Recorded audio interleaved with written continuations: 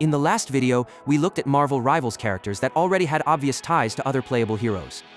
But there's a lot more going on in the game's lore, as some characters are connected to people who aren't playable yet, while some have partners who aren't meant to be playable.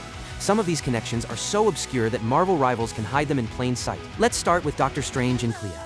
If you know Stephen Strange's story, then you already know who she is. Clea was first introduced back in Strange Tales number 126 in 1964, and she eventually became Strange's longtime lover and wife. And Marvel Rivals quietly confirms she's part of the game's lore too, because Doctor Strange has a Clea accessory in-game. Coming up next is Ben Grimm and Alicia Masters. Marvel Rivals adds a nice little touch here, because Alicia is shown in her wedding outfit, while the accessory description clearly identifies her as the Thing's bride. Unlike other characters, Alicia is a normal human being. On the other hand, a character we can almost definitely expect to be playable one day is Elektra.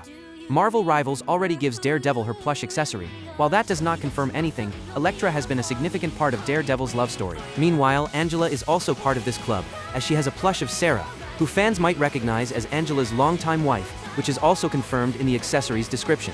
Hulk also gets a red She-Hulk plush accessory, and if you read the description closely, it's pretty clear there's some chemistry being hinted at between the two of them. The real question now is whether Marvel Rivals will eventually add Red She-Hulk or Green She-Hulk to the game. That brings us to the end of our list of characters whose partners showed up as plush accessories.